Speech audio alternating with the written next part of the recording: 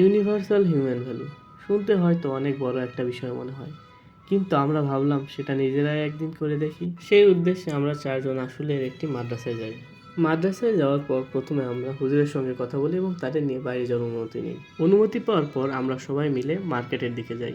ওরা সাধারণত মাদ্রাসার পরিবেশেই থাকে এবং এভাবে আমাদের সঙ্গে বাইরে এসে ঘোরার সুযোগ খুব বেশি হয় না। তাই এই ছোট্ট জার্নিটাই আমাদের কাছে বিশেষ একটা মুহূর্ত হয়ে উঠেছিল। আমাদের উদ্দেশ্য ছিল খুব সহজ, ওদের সঙ্গে সময় কাটানো এবং ওদের নিজের পছন্দ অনুযায়ী একটি করে জুব্বা কিনে দেয়। আমরা চাইনি শুধু নিজেদের পছন্দ অনুযায়ী ওদের জন্য জুব্বা কিনে দেয়, আমরা চেয়েছিলাম ওরা নিজেরাই পছন্দ করুক ওদের নিজেদের পছন্দ এর জুব্বা। কারো এক ডিজাইন ভালো লেগেছে, কারো আবার অন্য এক ডিজাইন। পছন্দগুলো আলাদা ছিল, কিন্তু নিজের পছন্দের কিছু বেছে নেওয়ার আনন্দটাই সবার মধ্যেই ছিল। ওদের কাছে এই মুহূর্তটা সবচেয়ে সুন্দর ছিল। ওদের আনন্দ হয়তো জিনিসটা খুব সুন্দর, কিন্তু নিজের পছন্দের কিছু বেছে নেওয়ার অভিজ্ঞতাটা তাদের জন্য সুন্দর ছিল। জুব্বা কেনার পর আমরা সবাই একসঙ্গে খাবার খেতে যাই। আমাদের কাছে শুধু খাবার খাওয়ার বিষয় ছিল না, একসঙ্গে বসা, কথা বলা, হাসা, এই সময়টুকু আমাদের দিনের একটি গুরুত্বপূর্ণ অংশ হয়ে উঠেছিল।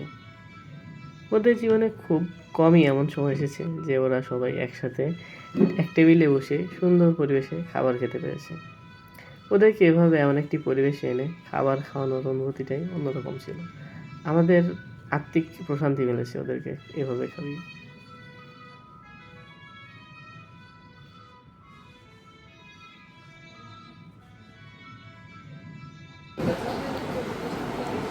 করো।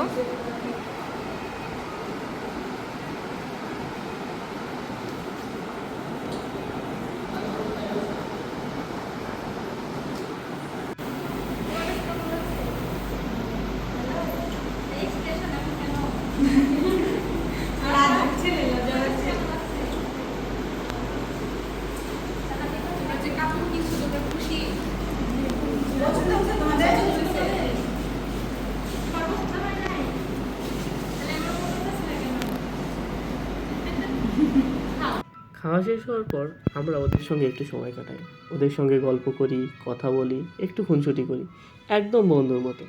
সত্যি বলতে এই সময়টুকু আমাদের দিনের সবচেয়ে সুন্দর অংশগুলোর একটি ছিল। আমরা হয়তো ওদের জন্য কিছু কিনে দিয়েছি, একসঙ্গে খেয়েছি, কিন্তু এর বাইরেও আমরা বুঝতে পেরেছি মানুষের সঙ্গে কিছুটা সময় কাটানো, তার কথা শোনা, তার সঙ্গে হাসা, এসবেরও অনেক মূল্য আছে। ওদের সঙ্গে সময় কাটাতে গিয়ে আমরা নিজেরাও অনেক আনন্দ পেয়েছি। এই ছোট্ট ছোট্ট মুহূর্তগুলোই আমাদের মনে করিয়ে দিয়েছে মানবিক মূল্যবোধ শুধু কিছু দেওয়ার মধ্যে সীমাবদ্ধ নয়।